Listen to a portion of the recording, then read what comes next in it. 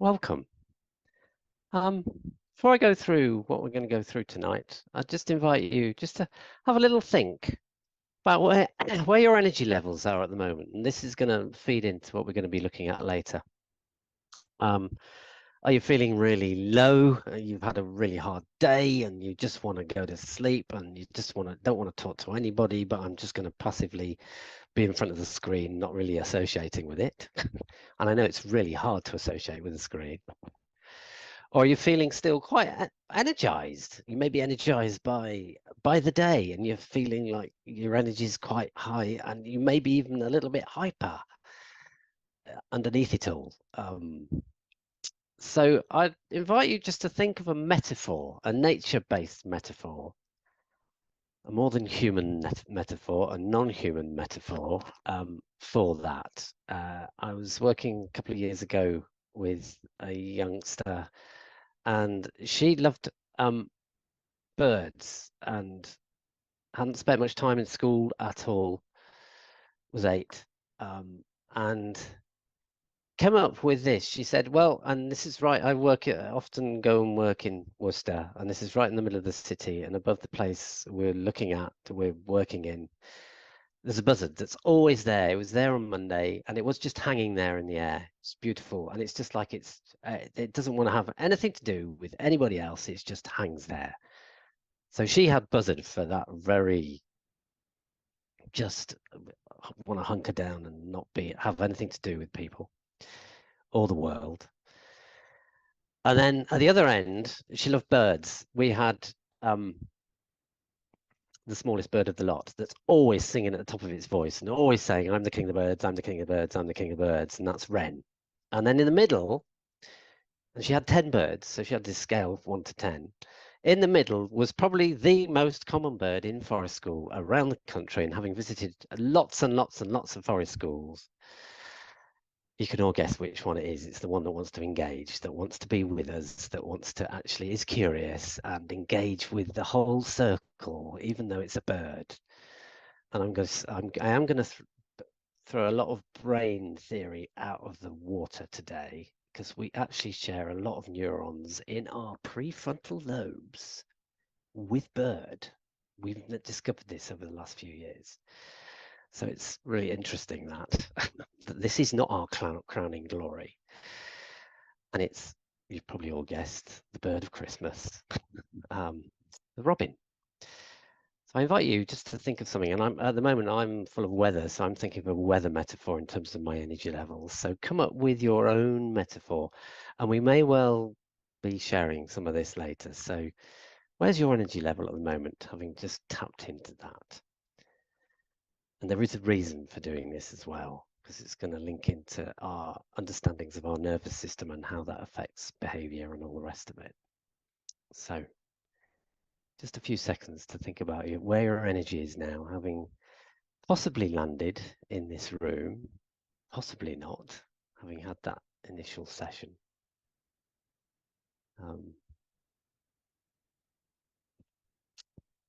Okay, and if you want to put something in the chat on that, you can. It often helps just knowing where people are at the moment. That'd be great. So for the next, where are we? Probably about, I forgot to check with Matt. What time are we definitely finishing at? Well, some people like to leave off at 9, but we can go all the way through We to will go a bit 9:30. longer, if that's all right. Great, thanks. So I thought tonight, looking at pro-social, pro-ecological behaviours, all the rest of it, I'm just going to take us through quite a bit about our nervous system, some up-to-date brain stuff to understand, and really tonight is going to be looking at, I love that, we've got flood overspill, jellyfish, river in spate, tired sloth, giddy as a whippet. See, I knew we'd get a lot of forest school people doing this.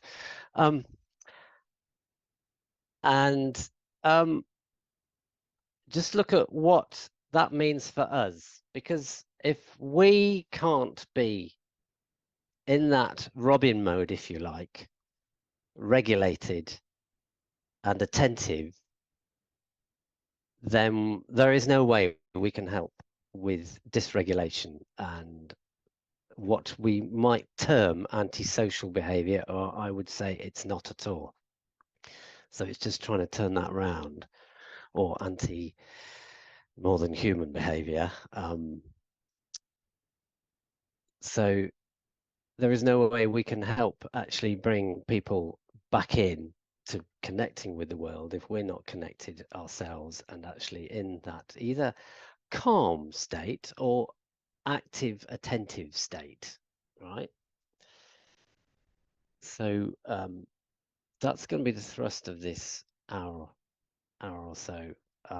Just looking at how, just a bit deeper understanding of all of our own nervous systems. And I think once, having worked with learners over many years, a lot with adolescents, but often it's been learners who've been challenged by the system. The most important thing is for me to go in with this, that's why I sang that little song, to go in with this open heart, this little treasure chest, and to be finding our way home. And once we're home and grounded, then the world's your limit, in many ways. And there's something about that open heart. And if we don't have that open heart and that big heart, this little treasure chest that is a big thing, open and ready to accept what's coming in and all the stresses that come in and the messes, and then to actually dig into that and get into this place, then we're of no use as far as I'm concerned, being facilitator and holder of space. And I don't know how many people went on Mel's webinar last month, and Mel talked a lot about the growth as we get older and older, and knowing our energies, which is where the energy thing comes in for me, because I've stopped working with adolescents so much now. I just feel my energies are going into my grandchildren in a big way. So we're going to look at that nervous system thing and probably have one little case study, but really getting you to think about what resonates with you as we go through this and with some information. So I am going to put a slideshow up, and very much going to be looking at this through a needs-based lens as well as a nervous system lens, okay? Which I've always sort of subconsciously done that, having trained in nonviolent communication back in 1982. And all of that, I've always looked at the whole working with groups through that needs-based lens. So let's just go to, I'm just going to go to my share screen. I'm assuming everybody can see that. I love this little quote from Ashley Warner. Beneath every behavior, there is a feeling. Beneath each feeling, there is a need.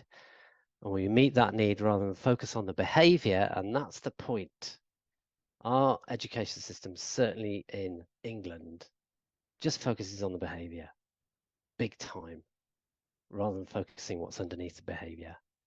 And the feelings give us a pointer to the needs that might be met or not met.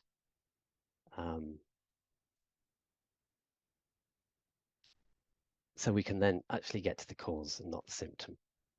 And we're often dealing with symptoms. Matt told me a little story just before about a child who'd been deprived of forest school because they were dysregulated. And when they realized everybody else was going out to forest school, this is very recent, that young person dysregulated even further and just ripped the class to pieces. That surely is telling us something. It's a symptom, and we weren't getting to the needs. So very much going to look at this needs thing. So I'd like to invite you just to think about these few pictures. So from a couple of training courses, one a few years ago, one now, and a couple of youngsters I've worked with, and think about the needs that are being met.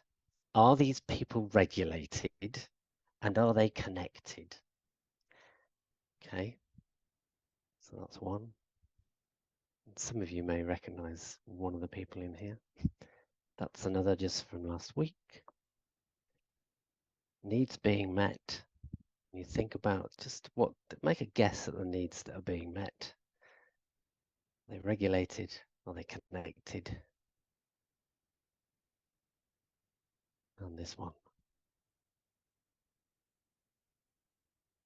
Two youngsters who are very dear to me.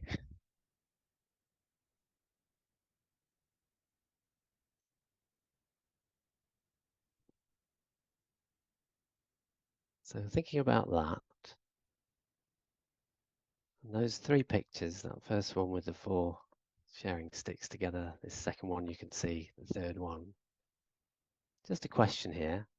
What are the signals and observations that you've made to make that judgment about what feelings and needs, what are the feelings there? What are the needs being met?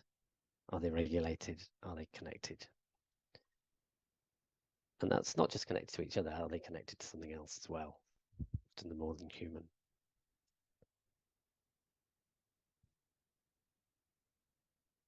So we're looking at needs.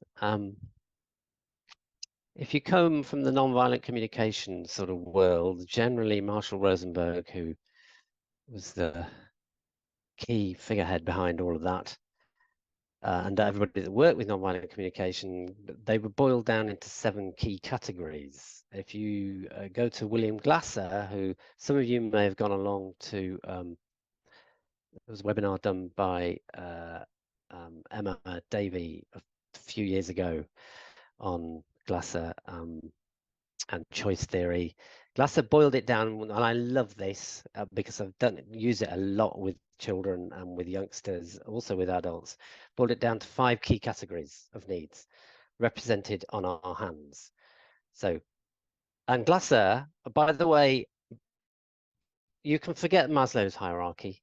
There is no such thing. Even Maslow, when he did his initial observations of some indigenous groups in North America, realized the hierarchy was completely inverted. In fact, there wasn't a hierarchy. He actually said this. It was more of a circular thing. So it's quite interesting. That's got lost in the way Maslow's been used in our Western culture. Basically, said, and Glasser said, no, it's not like that, because there's always the needs, they change as we go through the day. It's not having this bottom physical needs in place to start off with necessary at all. So the little one's the physical needs. Without the physiological needs, if you like, to satisfy, to keep our body going, without the opposable thumb, so I use this as a thumb, we'd never have been able to use tools. We'd never been able to make fire. We'd never been able to cook. We'd never been able to make shelter, all of that. Okay, so that's those physiological needs. This one, pointy finger, is power. This one is freedom. And both of those things like autonomy and choice are really key when it comes to those two needs. This little one is play. Play is a fundamental human need. Without play, we wouldn't be interacting with each other. We forget as adults that play is a fundamental need of us for adults. I mean, play, we all know, is particularly young children's work, but it's a really, really important category of needs. Without that, we wouldn't have leisure, fun, all the rest of it. And then this one, which Glasser did say was probably the paramount one, which is the ring finger, is love and belonging and connection.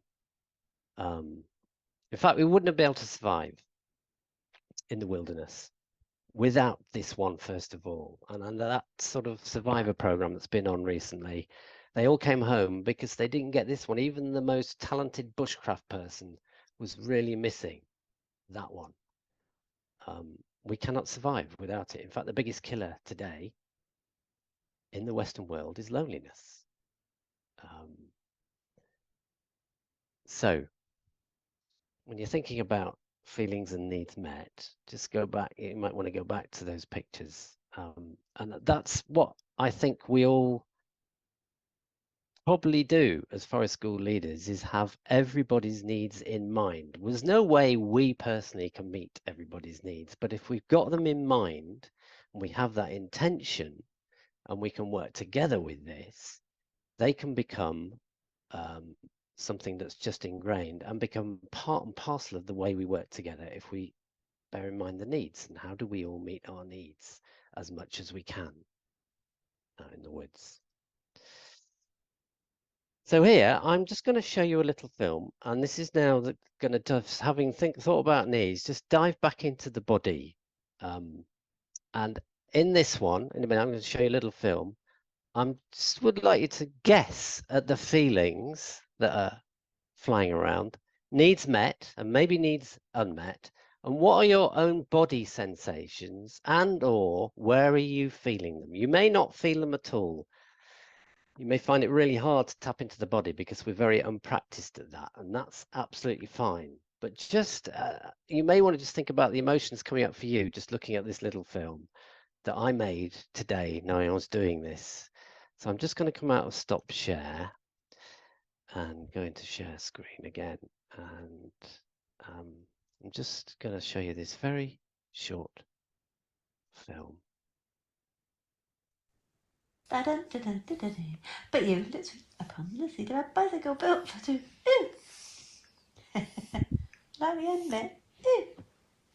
Row me, give me your answer to bubble. I'm half crazy, all for the love of you. It won't be a stylish marriage, I can't afford the carriage. You look sweet upon the seat of a bicycle built for two. Row.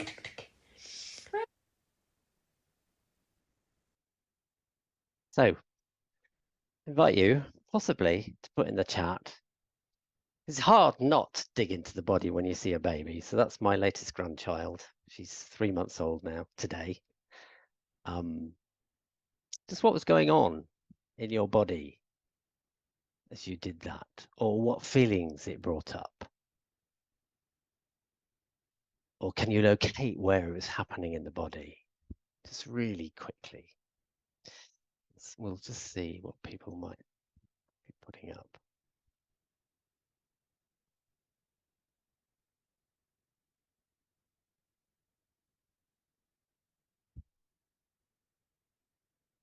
I love that. Mushy marshmallows, compassion, joy, smiley, giggly belly, soft eyes, flooding with oxytocin, being pregnant myself, warmth in the chest, warm heart. So pretty easy, eh? So the challenge for us is to get to that when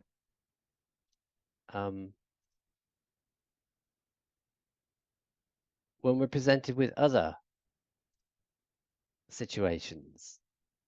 And I'm guessing from that, it's babies just do this. I always think babies should be brought into every negotiating room for all the world leaders.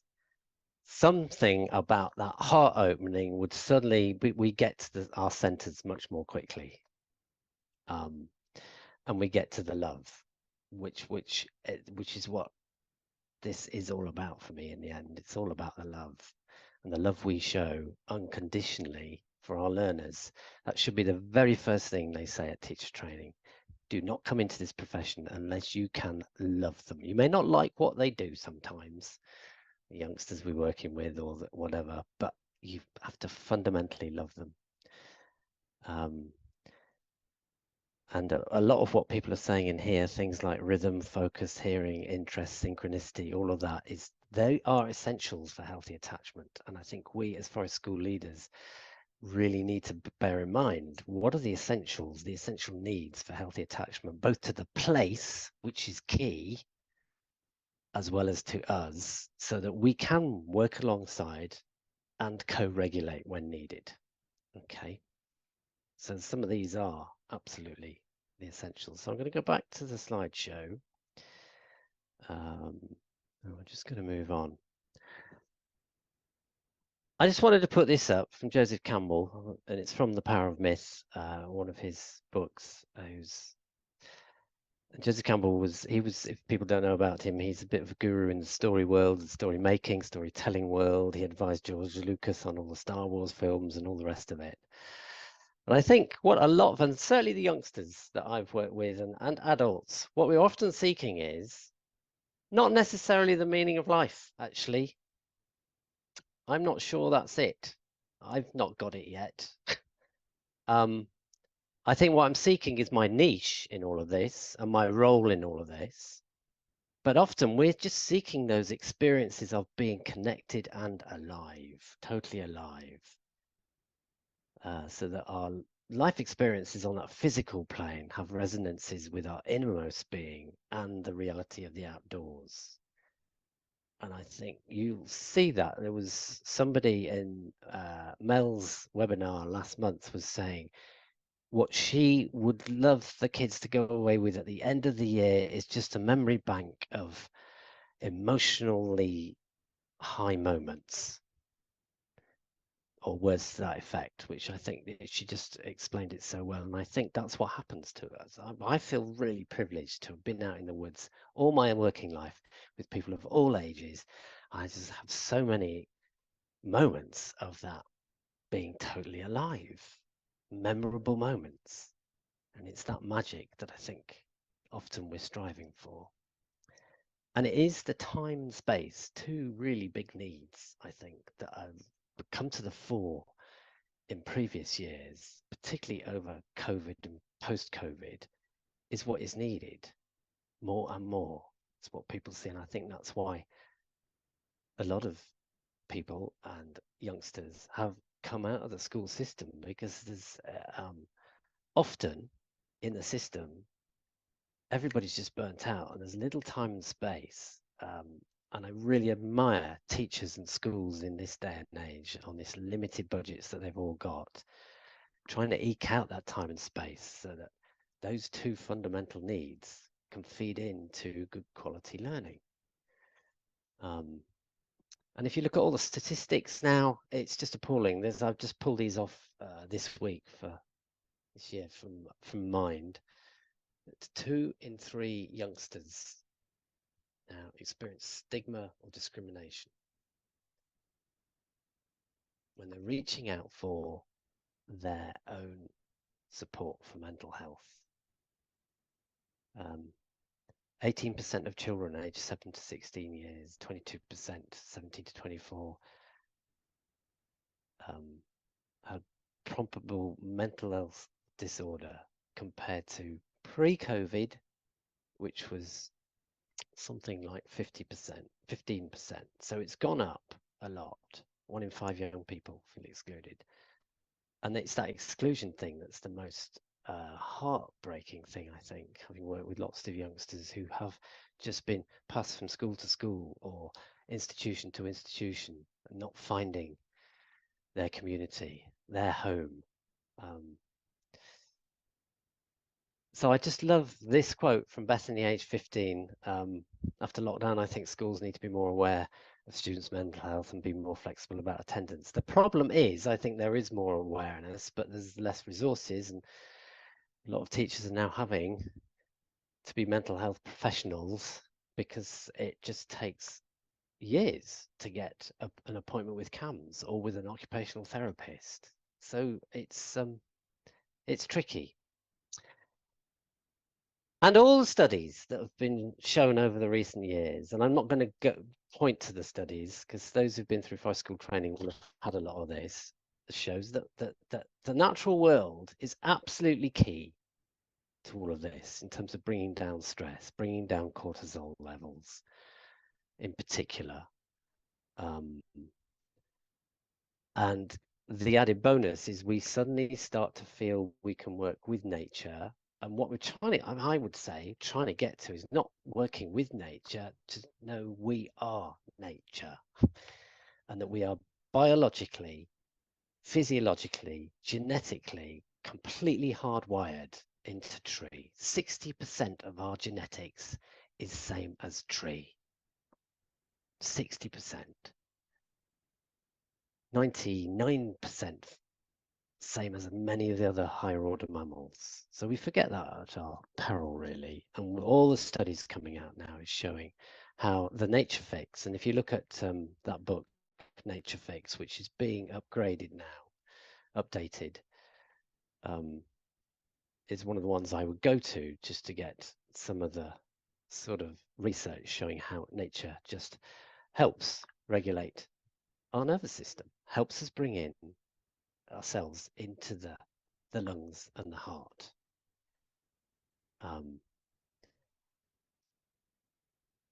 This is one of the last studies done in London back in 2021, which was quite a big study done by King's College, Imperial College, and the importance of urban woods for improving mental health and also regulation of the nervous system.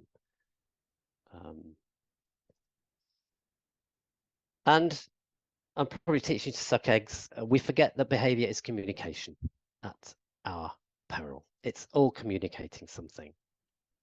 So the youngster Matt was telling me about beforehand, that was communicating something big there, something about wanting to connect with the outside where we can regulate more, and wanting to connect with peers as well and adults. Really important. So we need to reframe that behavior as stress behavior, and that's what it is when we see that happening, this stress, and something is unregulated, and looking at it in those 5 domains. So if you look at Stuart Shanker's website, there's a load of resources you'll get afterwards, or a few, both the sort of our biological, our physiological domain, our feeling domains, our cognitive domain, our social domain, and importantly, what's our pro-social domain in terms of actually really reaching out and actively connecting, and in that non-judgmental, reciprocal, receiving, listening way. And I love this, that if we do start to reframe behavior, it's going from the won't. So my grandson, who is now 2 years, 8 months, he's found his language now, and you can see some of the stuff that he's wanting to do and it's being interpreted as manipulative is actually his body and his mind is telling him he can't, like going to bed at night. Literally can't. It's not that he won't, he literally can't, because his nervous system's not ready for it. It happened last night when I was here. We look after them 2 days a week. So we have to find a way that we can help, even though we know actually babies are born incredibly intelligently. They're born with this wisdom. Just watching Romy in that sort of little video, you can see she's actually helping regulate Jude, my partner, and my partner singing back to her and helping regulate there, and they're connecting. There's a circular thing going on here, and we forget that at our peril, I think. But it's still quite hard to regulate until we get enough experience under our belts. So we have to reframe behavior, recognize the stresses, reflect on that, and restore that energy and reduce the stresses. So this is a quick, and some of you, I'll probably teach you to suck eggs, tour of our autonomic nervous system. So up until 2012, we thought it was fight, flight, freeze. That's what everybody knows, fight, flight, freeze. And then Stephen Porges came along, who's a neurobiologist, neuroscientist, spent his whole life looking at our autonomic nervous system, and particularly the 10th cranial nerve that connects all our organs together.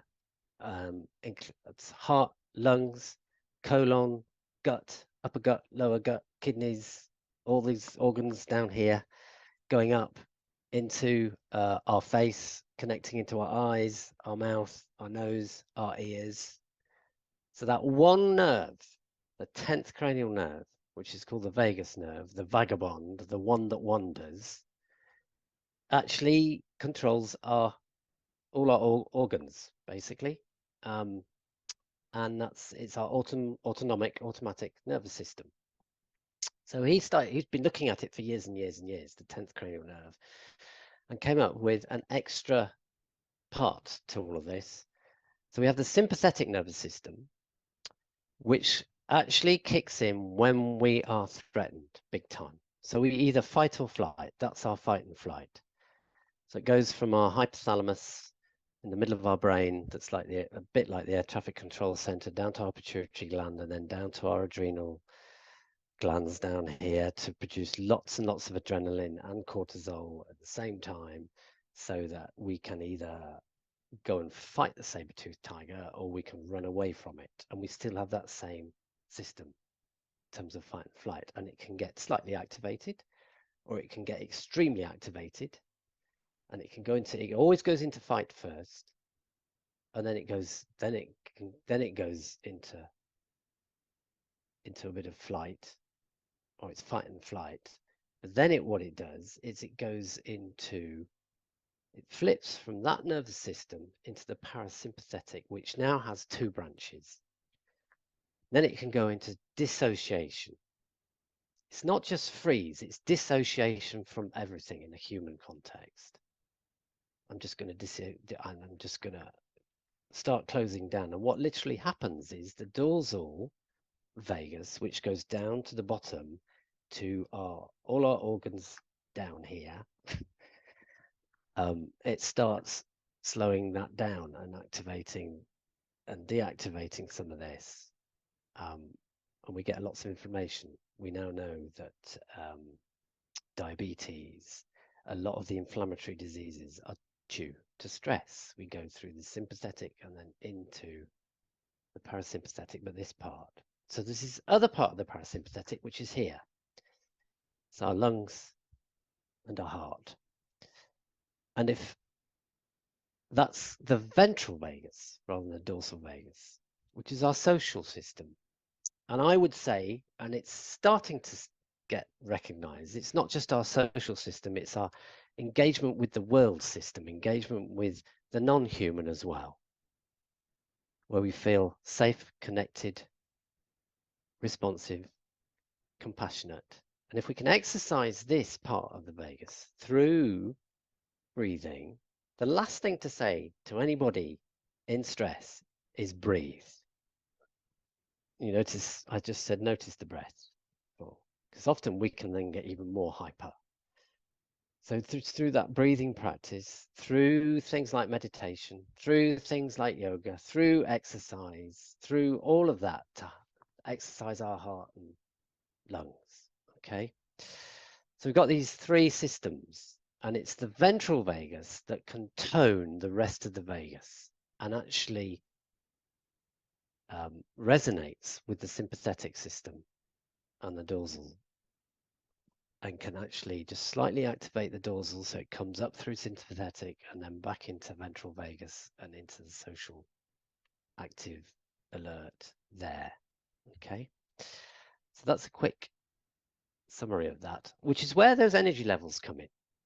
Because if we're slightly activated, we are going into sympathetic. Sympathetic isn't just the radical fight and flight. We're going into sympathetic, which is fine. Whereas if we're feeling right down here, we've gone into that dorsal and we're just wanting to withdraw and shut down. And that can be degrees of. So to come back through the dorsal, we have to activate, and then we get into the state where we are engaged with the world, into ventral vagus. And if we can help our youngsters understand that all the more. So let's have a look at the brain. The brain, our brain and bodies are one. Okay, and we have 3 brains in our bodies. We have the brain up here, we have the brain in our gut, our enteric brain, hundreds of thousands of neurons down here, and then we have our heart brain. This is our main sensory brain. A lot of our sensory input comes through the heart and then up to the brain up here to process it. So I'm going to ask you a question in terms of this brain, particularly. What's its function? So just think about that for a minute. What's its function?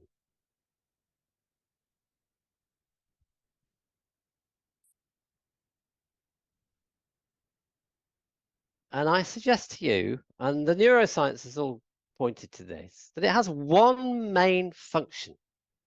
Its main function is to look after our bodies. That's it. That's its main function. It's to look after our bodies. Its main function is not to make meaning of life. It's not necessarily to be creative and all of that stuff that we think. It's actually, its primary function is to look after our bodies. And what our brain does is it makes emotions. It actually makes up emotions through the cultural influence. You can forget nature nurture. It's all one, this thing, nature nurture. And all the neuroscience is showing that. And in our head, we've often thought we have these three brains, this triune brain theory, the lizard brain, and then we've got the emotional limbic brain, and then we've got the neocortex at the top.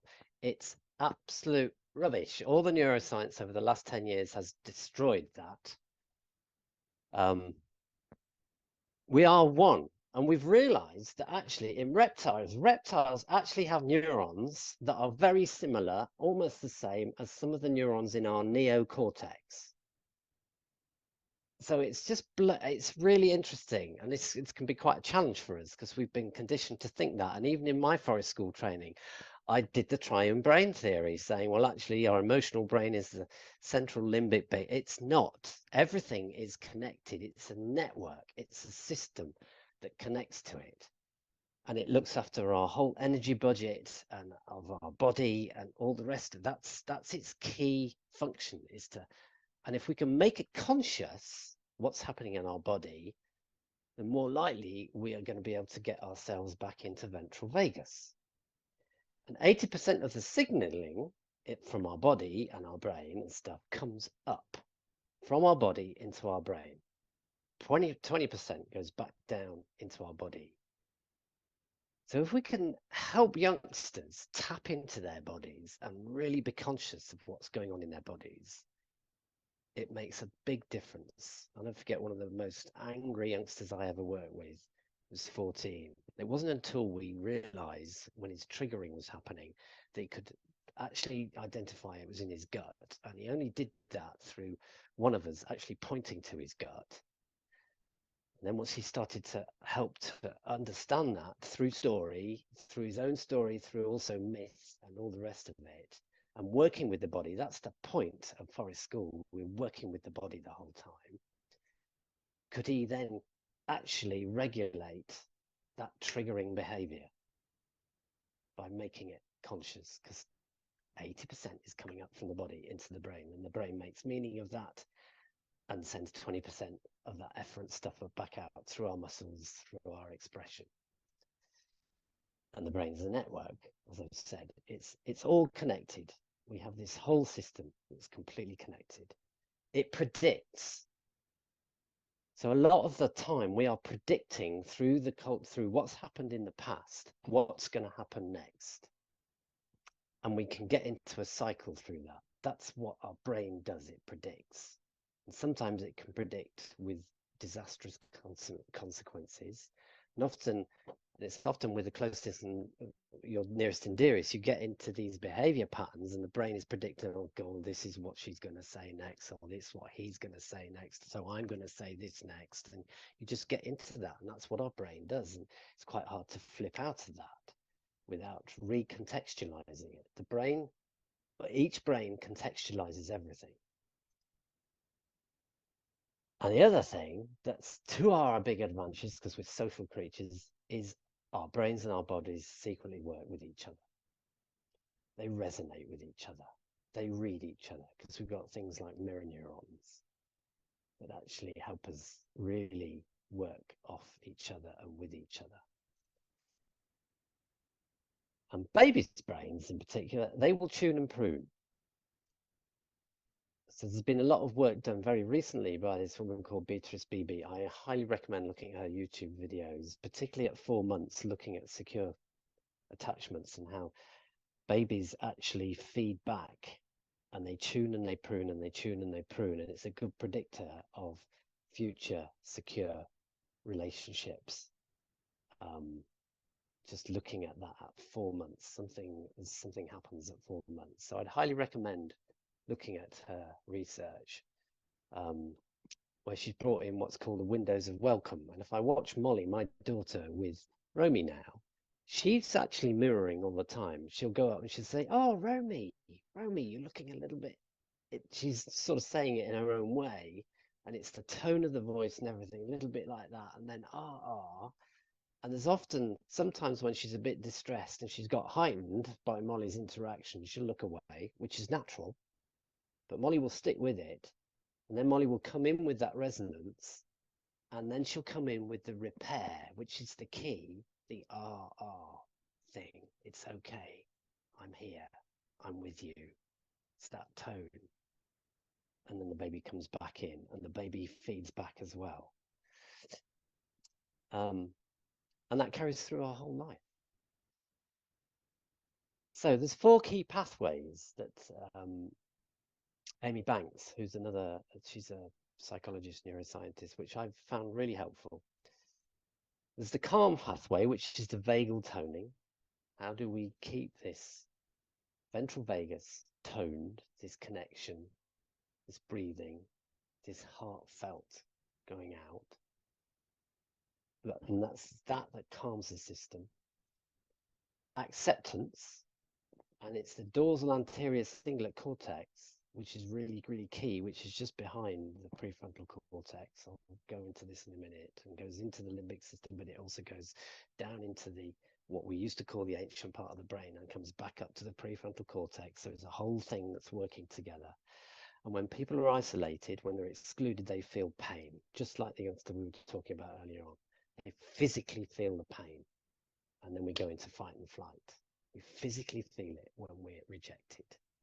So it's like being cut, which is where the self-harm often comes in, because it's something that's familiar, but it's a physicality. Even though you're not being cut, you feel that pain. Suddenly we start lashing out. So acceptance is absolutely key. So it's this system here that's happening there. We've got resonance, the mirror neurons, being with the other, trying to understand what the other is going through, and the other knowing that you're trying to understand and be with it. And lastly, this energetic thing, where we're actually being with and encouraging people's own raison d'etre, their purpose, their passion. They're finding meaning in all of this, and it meaning something to them, and finding our own niche. That's what it's about for me. That's our soul. And we're working with souls the whole time. And that's when we get that dopamine release, that natural dopamine release, which happens. I'm so lucky because I've just seen it happen so much in the outside, because we're offering a whole variety of different things to do and play with and work with, where we're trying to respond to the needs. And it may be a sensory need, it may be a connective need, whatever. And suddenly when that happens, there is an energetic release, and you can see people suddenly open out, lift, all of that. There often has to be that calming that happens as well alongside, just to try and regulate. So our emotional well-being, if you look at contentment and drive, the joy, vitality, stimulating, releases dopamine. Contentment, it's the opiates and the oxytocin that brings that connection and relaxation and calm. We have all this treasure chest of hormones and all the sort of chemicals we need. And then the threat, anxiety, avoiding, enmity, is where the adrenaline and cortisol come in. So our happy chemicals, things like dopamine, serotonin, which comes from our stomach, which is why that's so important, the stomach. Oxytocin and endorphins are absolutely fundamental, which is where the movement comes in as well often. So here's a question to you. How do we, as practitioners, co-regulate with our learners and the non-human, the place? Because the place is so important. How do we give back to the place that gives us so much and holds us and anchors us? Because it does anchor, just that physical contact. When we can feel that physical contact, feel the water and the ground beneath our feet. This is Jude and my and our little grandson. So you can see there's a bit of co-regulation. Now, there's just this exchange going on, but it's being held, totally held, being anchored. So how do we get to that if there's dysregulation going on? So for me, the first thing is always, if there's dysregulation happening, we need to soothe ourselves first and observe the self, and then the situation. So you'll notice something's going on. And what we tend to do is we strategize and we think that's happening there, rather than going to me first. That's the first point of call. Is me shutting up, quietening my mind, calming the heart, and often just doing that. Everybody just do that. Just do a bit of this. And you may want to rub the belly at the same time. So heart and belly. That can be a good settler of the body and a calmer of the heart. And then clock my breath. What's my breath doing? And then tune in to my own somatic anchors, my grounding. And often it might be right there. I might be just thinking, oh God, I'm on the soil, I'm here. Or quite often, I go to a safe, comfortable place that resides in my body. So we asked you to bring along either some crayons or pencils. I'd just like to invite you, just spend a minute, a couple of minutes, just writing down a place. And imagine that place where you feel totally comfortable, totally anchored, and totally safe. And then a person, and often the person and place do go together. So for me, it's my Auntie G. It's like a second mum to me. She's my person I go to when I want to feel really. She's the one that helped us through our parents splitting up and all the rest of it. But she had this just presence. So you may want to write or draw something about a person, or it may be about a possession.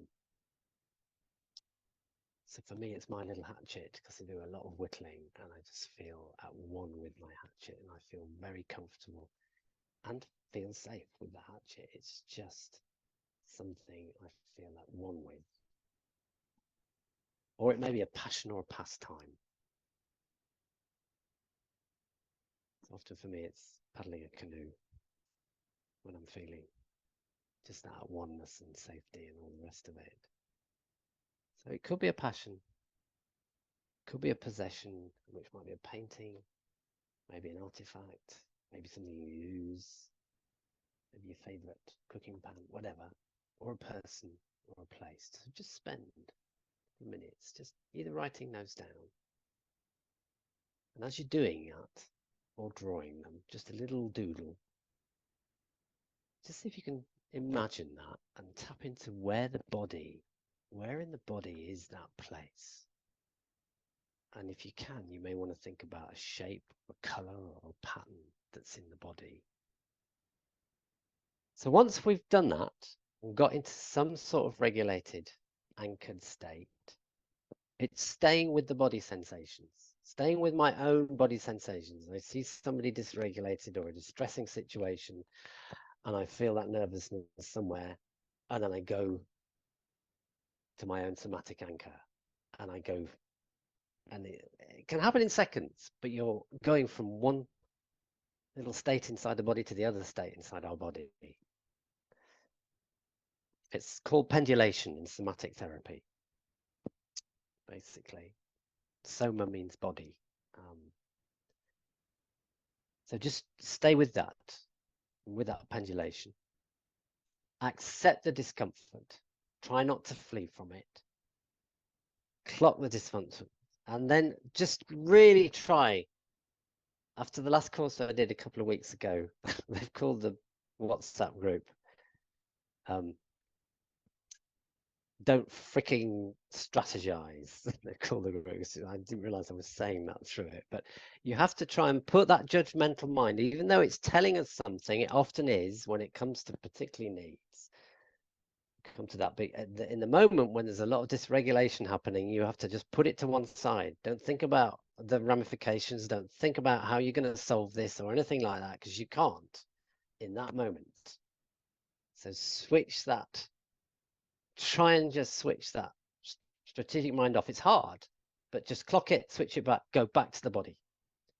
Just accept that little bit of discomfort. And then when you're there and you're operating from your best place, enter the fray and try and stay with the present.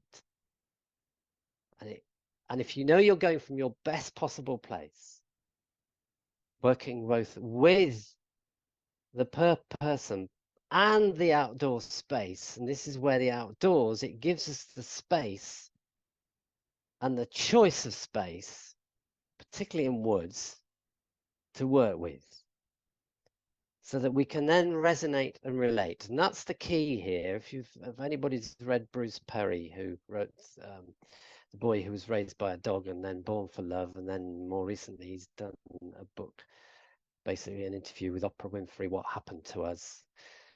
And he always says you need to start with the resonating.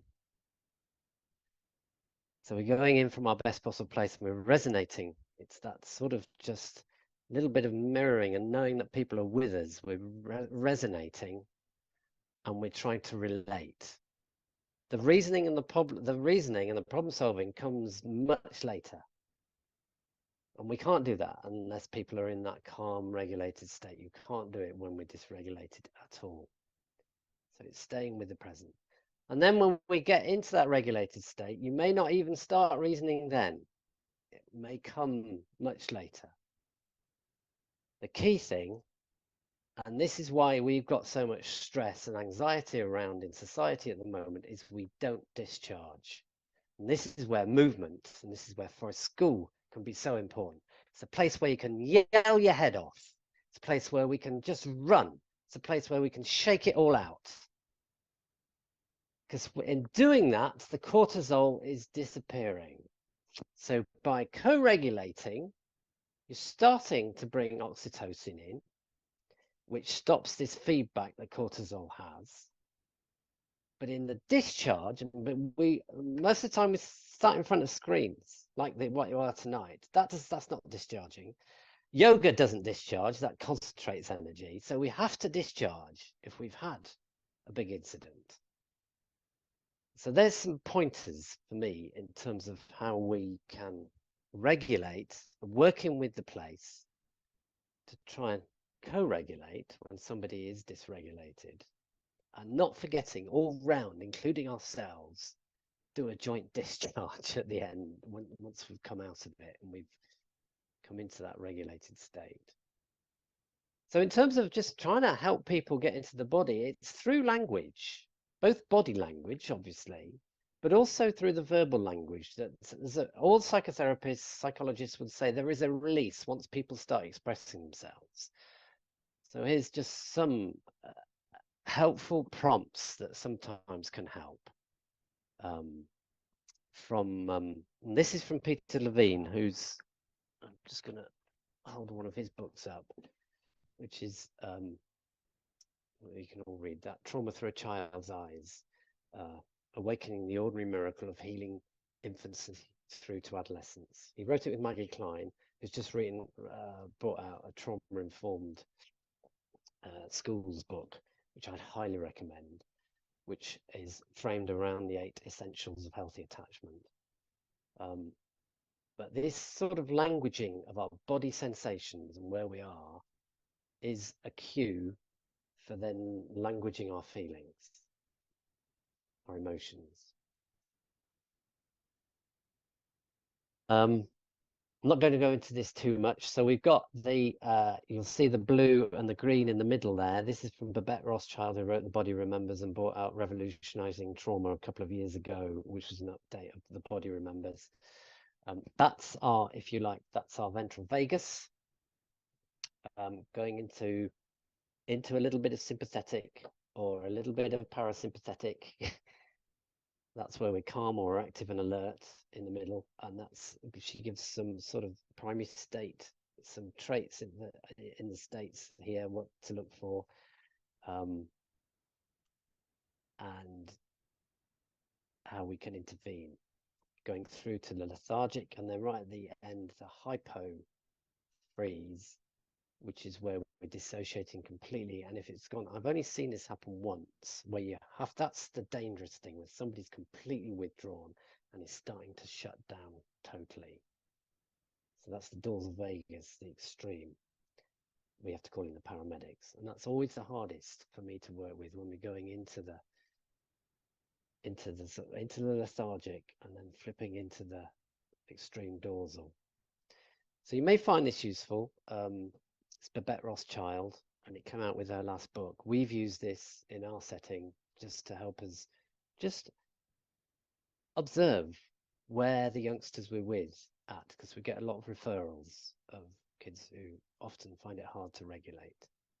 And then some of you have probably come across the windows of tolerance from originally Daniel Siegel, and this is what the wider we can make those, that blue and the green there, that's the more tolerant we're going to be, and the more we can integrate what happens in the outside in terms of freeze or hyperarousal. And in terms of the brain, going back to Beatrice Bebe, and we have these, if you like, these emotional systems in our brain that go through, they're not just in the limbic, they connect up into the cortex and into the lower brain, if you like. It's the whole brain. We have these now 8 systems. It used to be 7 from Jaak Panksepp, who did a lot of work on this. Care, panic and grief, fear, rage, lust, sexuality, seeking, which is the wanting to pursue and finding meanings, taking actions, satisfying, excitement in life, play, and disgust. And it's been increasingly shown with the research of younger children that the wider our window of acceptance of different emotions, and it's back to what I was saying about Molly, who's showing that she might be feeling a little bit stressed, and she's going, oh, I'm feeling a bit like this. You can feel it, hear it in the tone, and reflecting back what Romy's feeling when she's slightly distressed. It may be something, and then she comes into it's okay, the reparation. So she's strong in her emotional anchoring, okay, which is a key. And the more we can give them that body language, that toning, knowing it's okay to feel slightly panicked, to feel a little bit afraid, a little bit angry, and you're reflecting that back, but then you're coming back to, I'm here. I'm going to help you regulate. Our vagus is not fully online until 18 months, which is why we're pretty helpless to start off with. But then it's online. It's coming online the whole time. So it's interesting how we do that, and we forget that, again, just how capable we are at the start, but we come fully sort of autonomically capable, if you like, at 18 months. That's when the vagal nerve is fully developed. So it's worth looking at these windows of acceptance, which is a bit different from the windows of tolerance. It's the acceptance of different emotions, knowing that actually we can come back to that calm, alert, active state once we've been helped through the others, or we can work through the others. So I'd highly recommend looking at Sarah Paynton, who does a lot of work on resonance. This is adaptive from Jaak Panksepp. So we'll just finish with needs. Those are the basic needs that we often all have. I said 5, and some of the feelings that go with that. And it is, for me, the judgmental thoughts are really, really helpful. Things like finding fault and blaming. It's my fault, makes me feel so angry. Evaluating and labeling. I'm a bad leader, she's so difficult. That's our behavior. This government is divisive. That's us evaluating and labeling. And in emotional terms, we need to really get away from what's called in psychotherapeutic terms valencing. There's good and bad emotions. There's no such thing. Actually, every emotion brings a message. Shoulds and oughts, I should know better. Comparing, which is what we do all the time. Demands and threats. You have to do this. If you don't do this, you'll black and white thinking. moralizing, rationing that whittling is wrong, dropping litter in the woods is bad, bashing trees is not helping them. They're all our judgmental thoughts that come in that are telling us something, and then we have to leave some of them aside and just try and say, okay, what's that telling me? Now I'm going to leave that to one side so I can be more open to what's going on. So in terms of empathic partnership language, we're trying to enable this more pro-social way of working from our own point of view is, I would say, often shut that up, stay silent, feel into the body so that we can act from our best place. Try and switch that strategic mind off.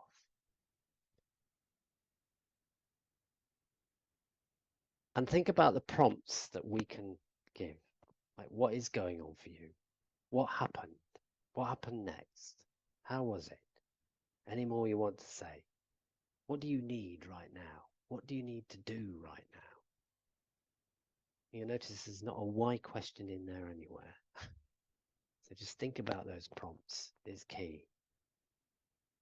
And really summarizing, checking in. So is this what it's like? Is this what you're saying? Is that it? It sounds like blah, blah. So I think there's something about that inquisitive checking in is key. And validating feelings. We all feel, okay? We all make feelings in our brains. So I think that validation and being seen is absolutely fundamental in terms of helping people come home. And we can help by guessing feelings or needs as well. And that's what's showing compassion, I think, and showing we're with people. And making sure they know it's a guess and it's not you just almost taking your own feelings and saying, I know it feels like this, doesn't it? I felt like that sometimes, which is just completely the wrong way around. So it's really being inquisitive about it. I'm going to leave that. So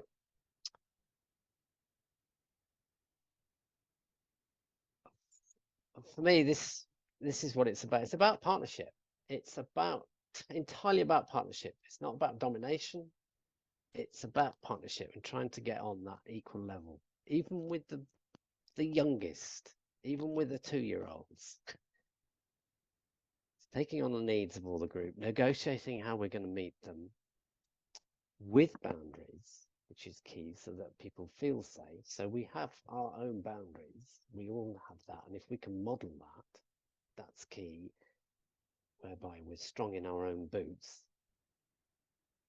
And it requires a lot of listening and really keen observation, which is what I love about Forest School. And knowing that actually most of the dysregulation that we witness is not to do with conflict. It's not to do with disagreement. A lot of it's about a disconnection, either a disconnection with ourselves and our own bodies, or a disconnection with the world. So just go back to this. I love this little picture. This is a parent, youngster on a family day, where they're both connecting, but they're both connecting through the snail in a very strong way.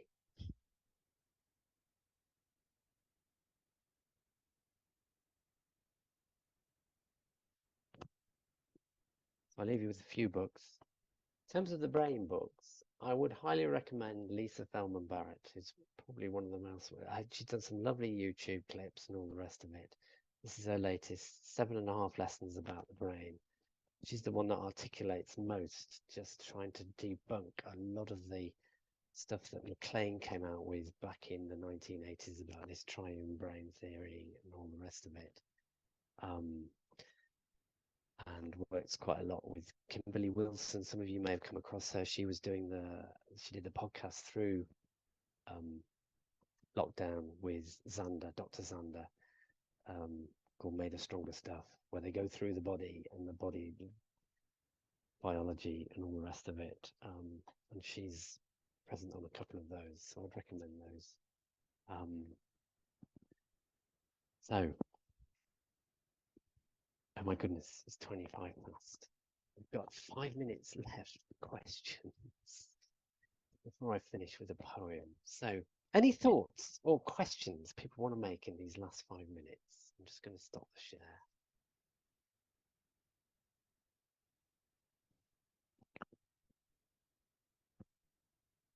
So if you've got any. Hi John, wondering if we get the slides. This will go out on the YouTube channel.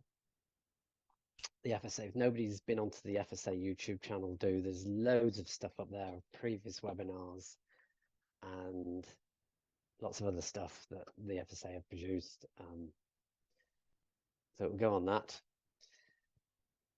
I always find webinars really hard because I just much prefer being face to face in the woods with people because you can read it a lot more. It's really hard doing this stuff on this. Any other questions? Is the only one I picked up? Can you see any, Matt?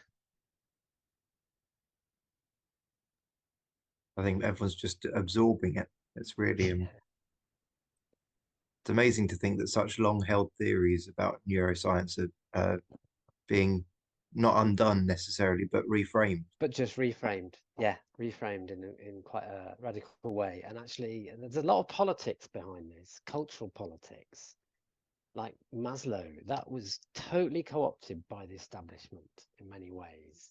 Because when you look at indigenous cultures, that pyramid's turned and says, actually, we have self-actualization when we're born.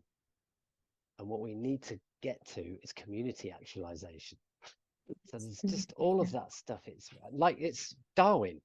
He said survival of the fit, not survival of the fittest. It was about how do we fit? How do organisms fit and adapt to the environment in terms of the way we fit, rather than being the fittest? So, just so much cultural stuff that's happened. All of that. It's just been moved. Why has it been moved? Because everything got. So, yeah. I've skimmed over a lot. Somebody just mentioned, yeah, Angie Voss's book, Understanding Sensory Signals. There's so much around sensory needs. So if we could just think of basic needs and have our mind to that all the time, all of us, highly recommend just putting those lenses on as much as possible. Thank you very much, John. Okay, thanks. So before we finish, just thought I'd read a poem. Some of you may have come across Becky Hemsley. She's from Northampton. She's a poet. She has been involved with Forest School, I think, as a parent helper and stuff. But she wrote this book, which I love, which I got last year as a result of, I think it was a recommendation from something in the FSA. It's called Talking to the Wild, Bedtime Stories We Never Knew We Needed. And it's, I'm just going to read a poem from here to finish off, which is called Help. I had it open at the right page. Just here we go. Okay, so here's something from Becky Helmsley, Talking to the Wild. And this particular poem is called Be the Light in Someone's Dark, given that we're going into winter and we're going to hunker down. And I always think of Leonard Cohen's anthem song, It's the Crack Where the Light Gets In. And I think often that crack, that when we're cracking open, the light can get in, and often we need help with that. We are human. We need others around us. So here we go. There's a knot inside her stomach. There are scratches on her arms. There's a weight upon her shoulders that sits heavy on her heart. Shadows lie beneath her eyes where she can't get to sleep, and her breath is almost empty, and she trembles when she speaks.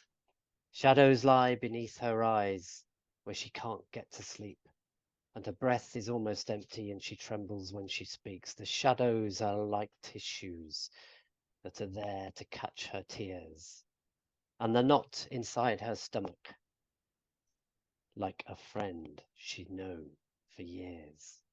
The heavy weight she carries is like a blanket or a quilt, and the scars upon her body are like battlements she's built. These things have all convinced her that they are there to keep her safe, to protect her from the dangers and disasters she might face. And I know you want to help her, for the sadness breaks your heart. And although it won't be easy, there are simple ways to start. Listen. Listen, so she feels heard, and look to truly see. And don't mind her expectations of what you think she should be. Just be her friend, catch her tears, and wrap her up in love, and help her fight the voice inside that says she's not enough. So, I urge you to listen, and listen to the place as well as the people. It will take you miles. So thanks a lot. Have a good winter.